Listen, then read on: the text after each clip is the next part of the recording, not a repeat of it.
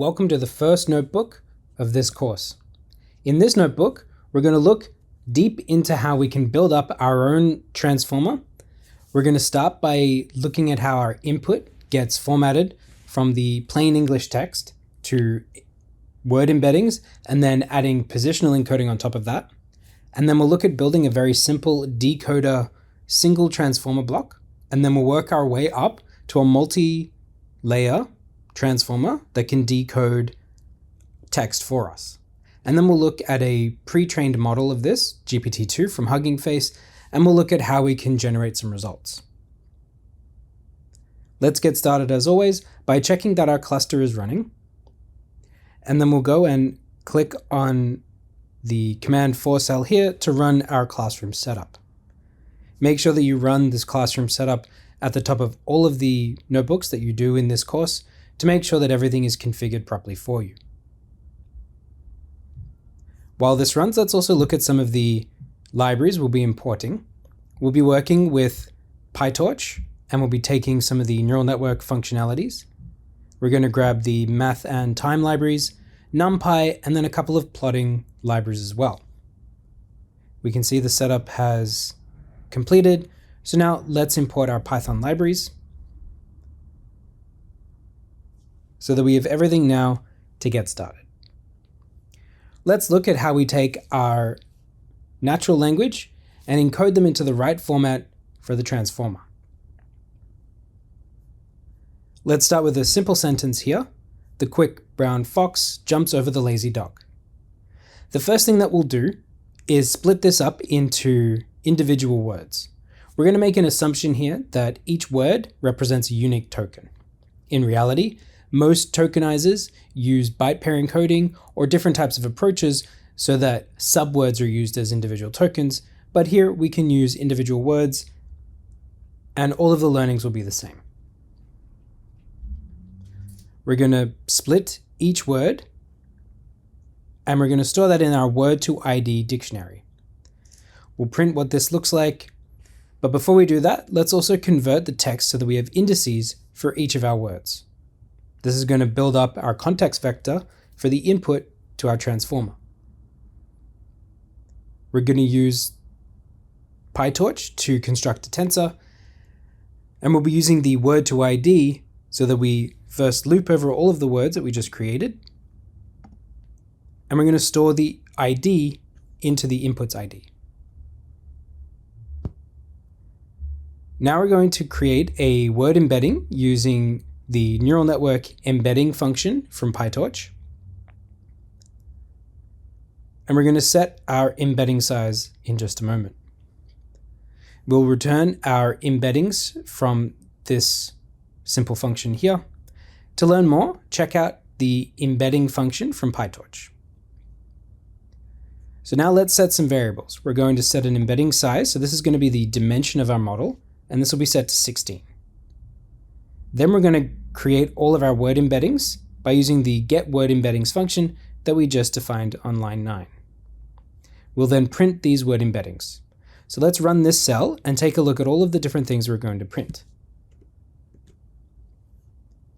So we can see the first thing that we have as an output is our sentence split into the object here with each word corresponding to an index. We can then see that we have our PyTorch tensor set up. And you can see that we have labeled each of the words, not necessarily in order. In fact, this is an order that has been defined for us.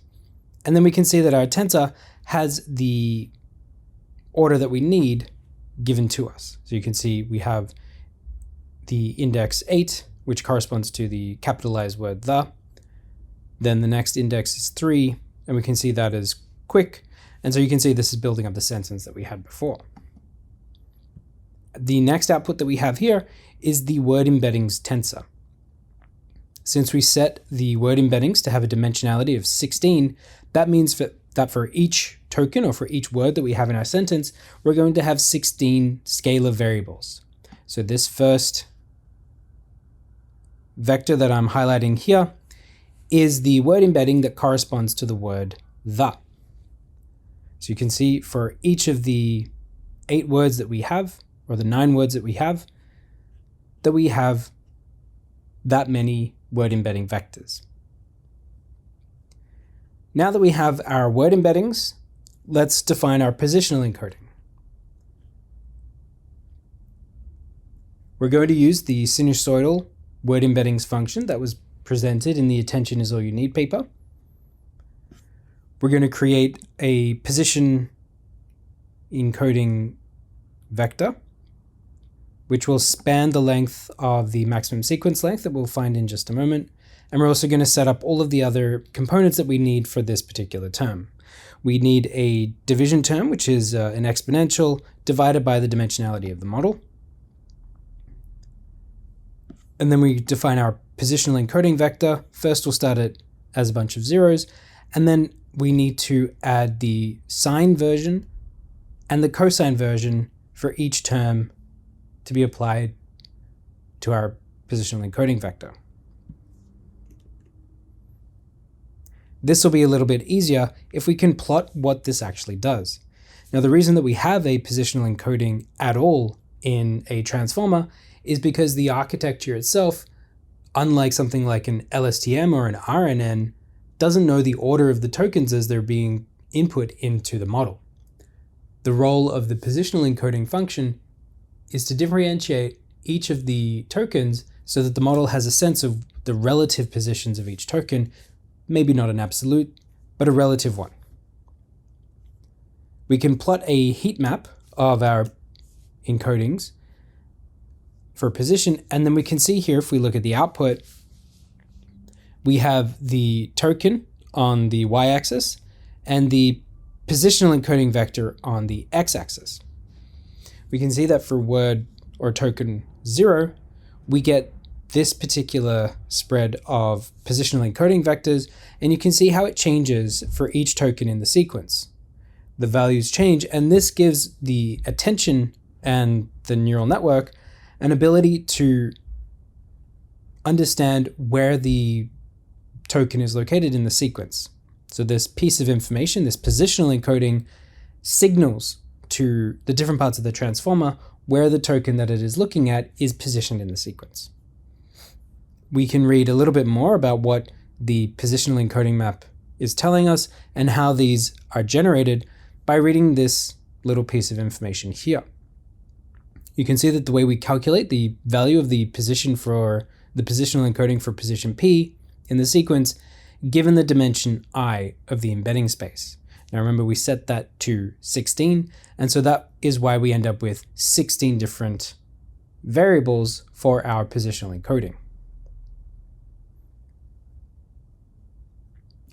So now the next step is to combine the word embeddings that we've created with the positional encodings that we just showed. This will give us our final embeddings so that we can start to then add this vector into our transformer block. And so you can see here we now end up with the embeddings in their final state before we put them into the attention mechanism.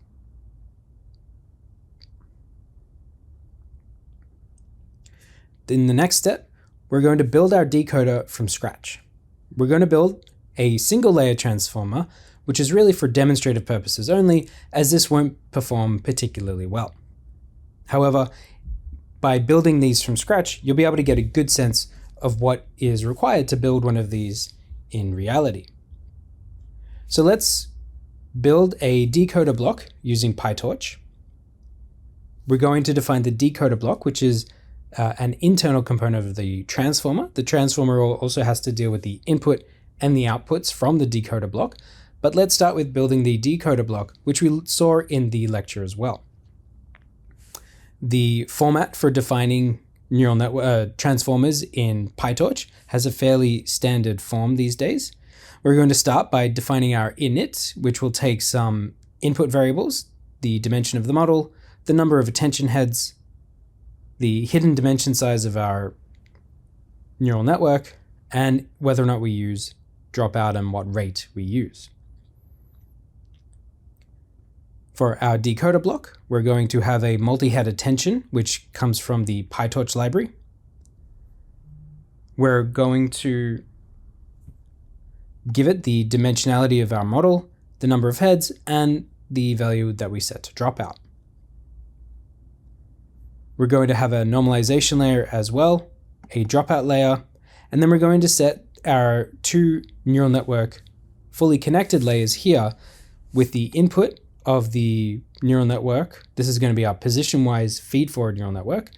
The input will be the dimension of the model, and then an internal hidden dimension size, which is typically something like 4 times the dimensionality of the model.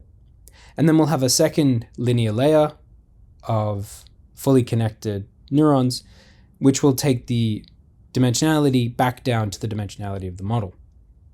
We then have our normalization layer and a final dropout. And so that is how we define the initiation of our decoder block. The next step is to define how this will work in the forward method. So that's how we take our model and then run it as though it was inferencing or trying to inference. And so we're going to give our forward method 2 inputs.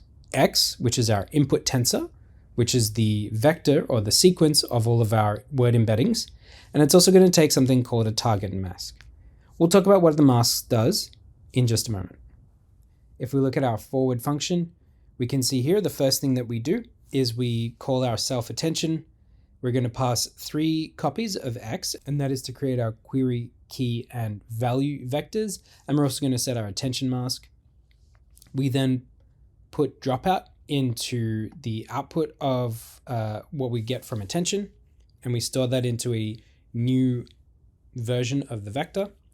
We then pass the vector through the normalization layer, and then we pass the output of our normalization into the first linear layer of our multi-layer perceptron, and then take the output of this and put that as the input to our second multi-layer perceptron layer.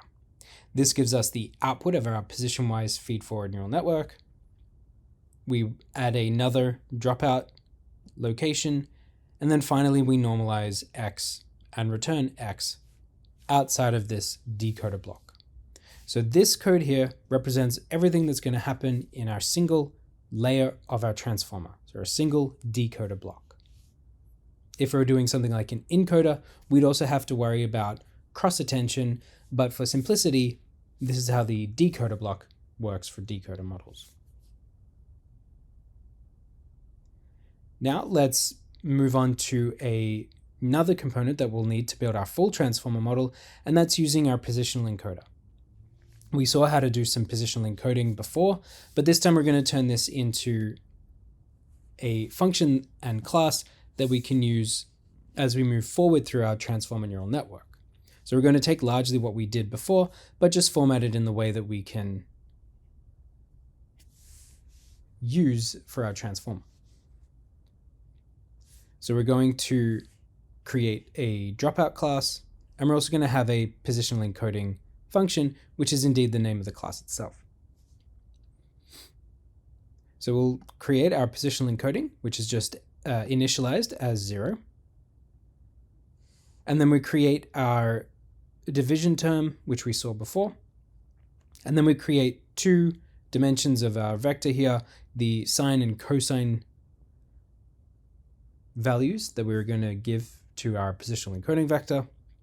And then we will return the positional encoding by transposing the functions that we've just defined. So then in the forward pass, it's very simply just going to take the input X and then add to it the positional encoding that we've defined between lines 5 and 15. So now we have our positional encoder set up, we have our decoder set up, our decoder block set up, and now we can build our full transformer.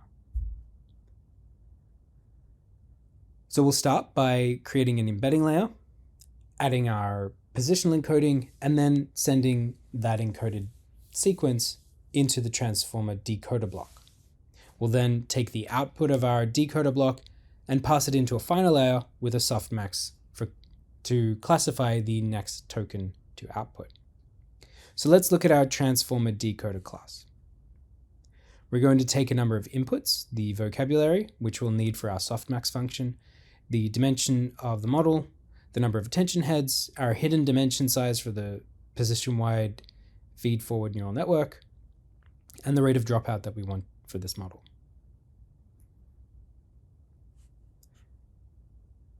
You can see here we have our construction of our embedding layer, our positional encoder, the transformer block, and then the output linear layer and our softmax layer. And so you can see here in the forward statement, or the forward function that we're defining here, we take X as our tokenized input. It's passed through the embedding layer. It is also passed through the encoder. So this is added to the embedding layer from before. We're then going to create our target mask. Then we will pass the target mask and the encoded sequence X to our transformer block, take the output and pass it through the linear layer, take that output, pass it through the softmax, and then return the output for whichever token in the vocabulary it deems is appropriate. So let's talk about the mask, as we've talked about almost everything else in the decoder. So we need to remember that for a decoder, it is not allowed to see any of the tokens ahead of it in the sequence. Remember, the goal of a decoder transformer is to predict the next token in a sequence. If we think about something like an encoder, and if you recall the model that is produced from encoders, which is the bidirectional encoding representations from transformers, or BERT, in BERT, the attention mechanism is allowed to look at both sides of the token, left and right, in the sequence. This gives it a fantastic understanding of what is encapsulated in the sequence. However, for something like a decoder, by definition, it doesn't know what the next word is going to be. It has to generate it. And so the goal of the mask is to make sure that in the attention mechanism, the future is blocked away. And so let's look at how we actually do that. If you recall, in attention, we used a softmax function. And so we look at the scores that are related when we do softmax. If we actually create a mask like the one that you can see here, where the maximum size is more or less infinity for the mask value, that means that when we apply softmax to it, we get a value of 0, and so then no attention is paid to any token which is further along in the sequence than the current value that we're looking at. If you want to learn more about different masks and how transformers use masks for different approaches, check out some of the links that we've provided in the additional resources. Now that we have our mask, we have our decoder, we have our embeddings and our encoding, let's make our first full transformer. We're going to define a vocabulary size of 1000. We're going to use a dimensionality of 512. We'll have just a single attention head. We won't split it into multiple attention heads for this situation. And we'll use a multiple of 2 for our hidden dimension size for our position-wide feed-forward neural network. We'll have a dropout rate of 10%. We'll use 10 layers. Our context length will be 50, and we'll use a batch size of 1. We'll create our transformer decoder.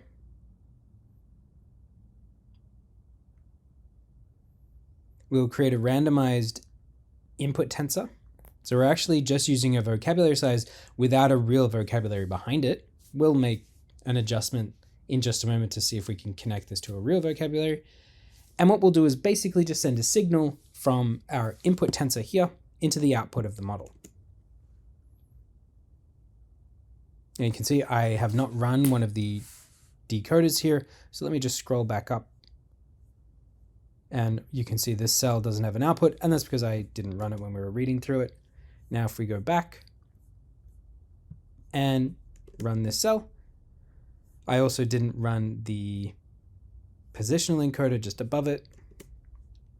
Okay, now we're all fine to go. Let's run this. And looks like one more thing I didn't run as well, which was the decoder block.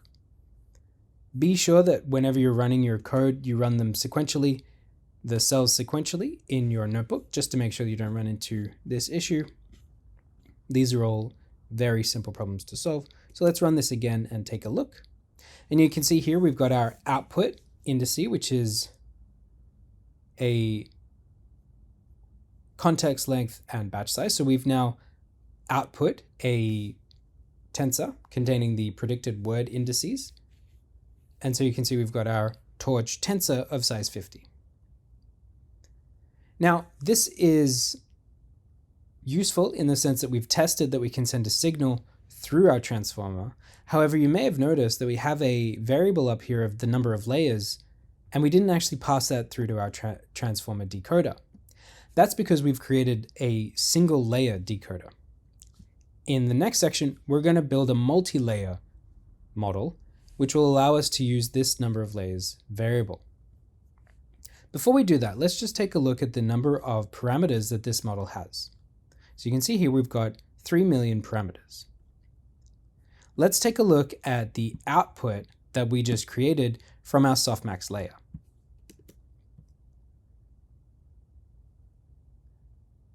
Now you can see here that on the x-axis we have the word indices for the 1000 tokens that are in our imaginary vocabulary.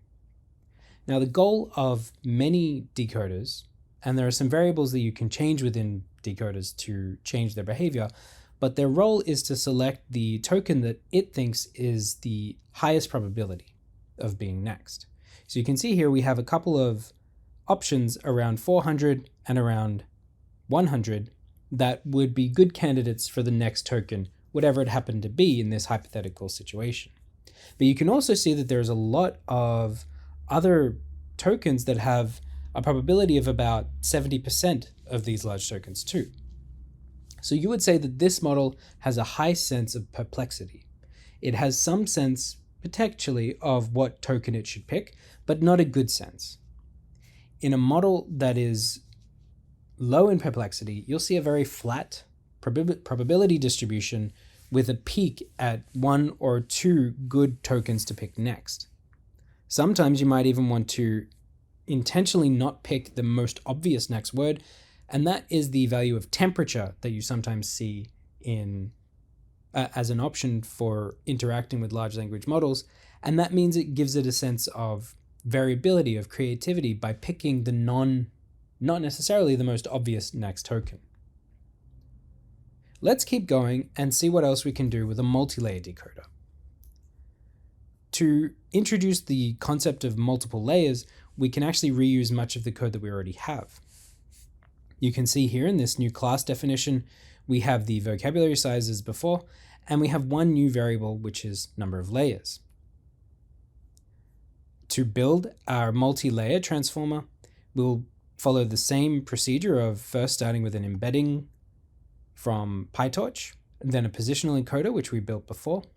And now here we just have a list for decoder blocks that we will replicate for however many layers that we have.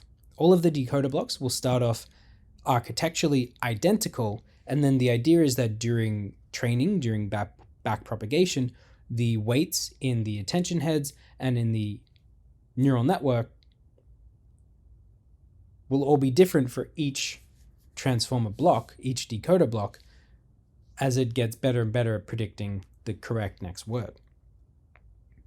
After it has passed through all of the different decoder blocks, it then the output gets put through a linear layer, and then the softmax is used to select the best next token.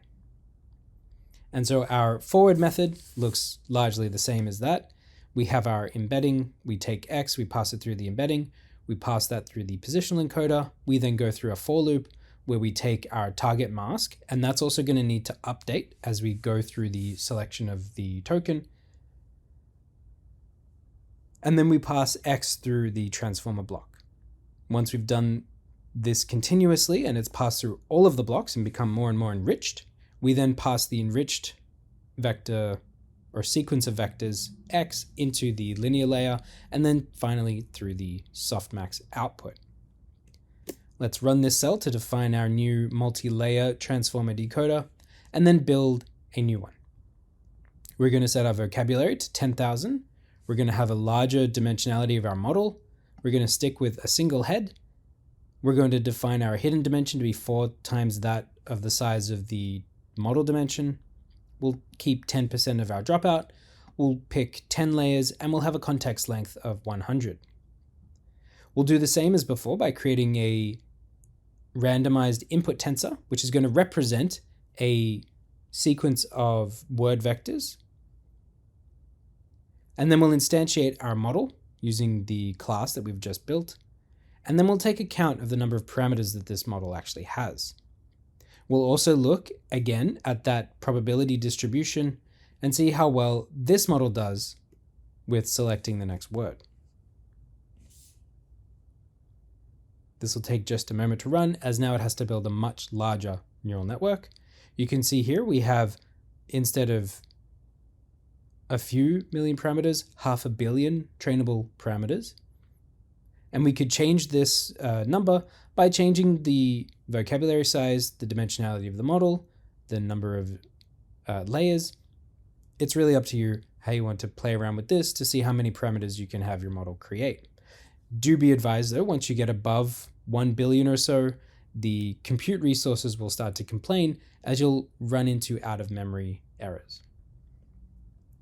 If we look at the distribution from this particular model, you can see it actually has a much lower perplexity and it is quite sure about the next token to be selected. Now these are all randomized variables, randomized parameters, so don't read too much into this. However, this is just an example of how you can have different output distributions for your vocabulary. Let's take a look at the actual model itself and see what PyTorch has stored this as. You can see we have our embedding and our positional encoder with dropout. We then have our module list of all of our decoders. So we have decoder block 0 all the way up through to 9, as we have 10 decoder blocks starting from 0. We then have our linear layer where we take in 2048 as the dimensionality of our model. And the output is the size of the vocabulary that we have. And then we have our softmax function as the final part. Okay, we've been doing a lot with randomized vectors, so let's go one step further and add a real vocabulary to our model. So we're going to have a real vocabulary, so we won't actually set that value as a number. We're going to count the number of distinct words in our vocabulary. We'll have a dimensionality of our model to be much lower here, with just 100.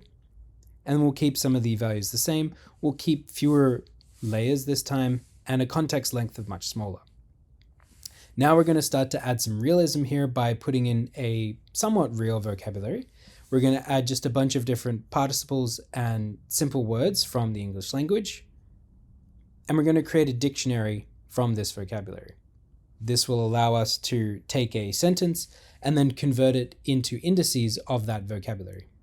It'll also allow us to actually select one of these words and generate them as real output.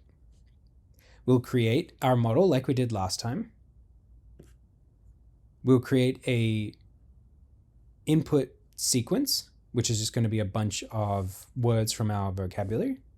And then we'll create our input tensor based on this sequence.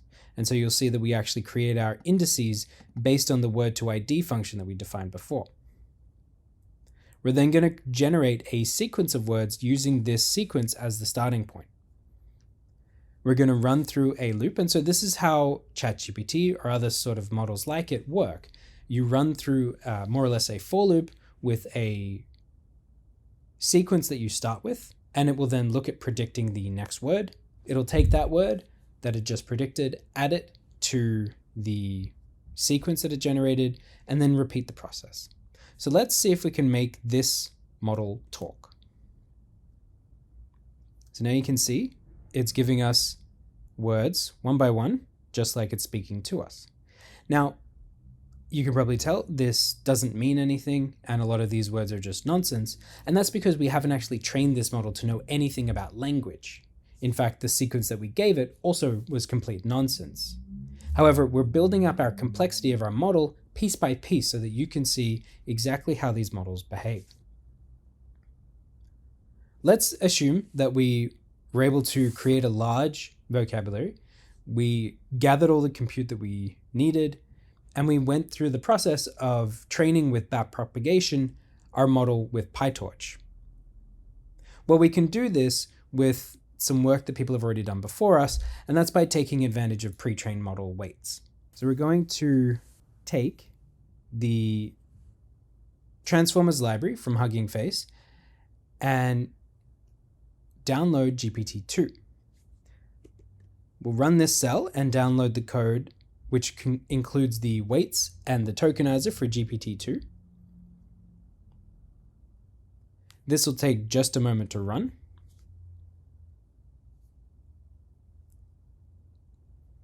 Great. Now that we have this, we can define a prompt. So this is going to be similar to that sequence before. However, now that we're dealing with actual language and a trained model, we tend to refer to these more as prompts. So we're going to say, this is a MOOC about large language models. I've only just started, but already, and then we'll leave it up to the model to determine what to say next. So this is how we will do this. We will create our input based on the tokenizer that we just downloaded. This is the tokenizer small because we're using the smallest version of GPT-2. We also need our attention mask, which is going to be the same as we saw before. We're also going to have some special IDs for the end of sequence token, and this will tell it when to stop generating extra words. This is based on learning where these end of sequences occur in natural language based on the training data that it was used when training. We're going to add the output from the transformer to the end of our prompt here. And now we'll go through our for loop to get the output of this model. So the output will come as a range of IDs. We then use our tokenizer to decode our output. And then we're going to take that generated word and append it to the sequence that or the prompt that we started with. So let's see what GPT-2 says. So you can see that this is what we started with, and you can see already my knowledge of the syntax structure seems solidified. The goal is to teach people about languages, syntax, and their meaning. So, well, it did a pretty good job, but also consider the GPT-2 is a very small model, particularly this version of GPT-2. And so its understanding and its comprehension and its ability to replicate more refined human speech is perhaps a little bit lacking, but I think it did quite well in this situation.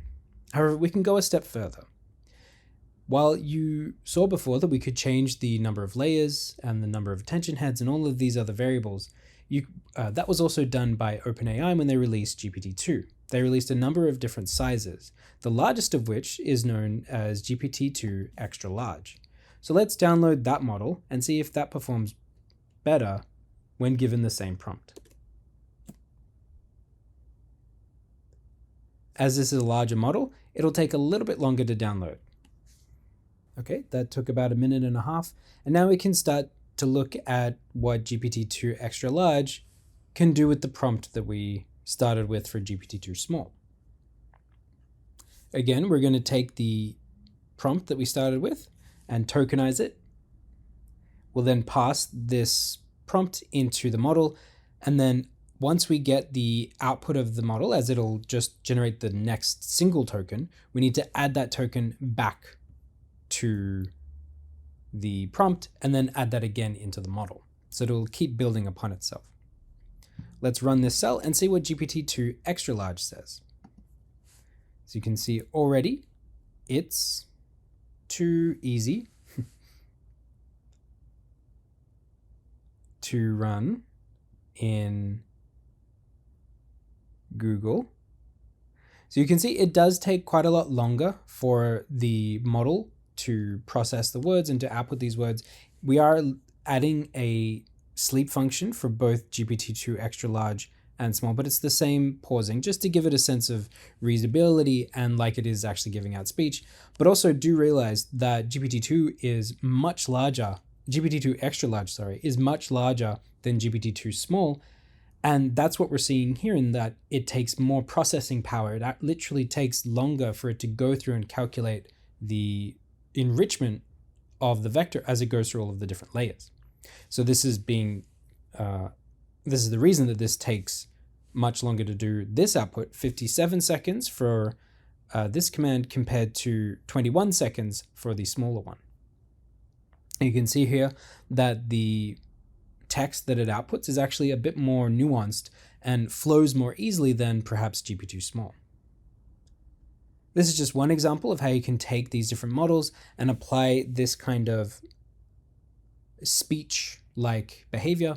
And this is the underlying mechanisms that tools like ChatGPT, Claude, Bard, and all of these other chat-based tools are using. I hope this has been exciting for you. In the lab notebook, you're going to work on something similar, but in that case, you're going to use the encoder model to understand more about what's going on under the hood for the encoder type models.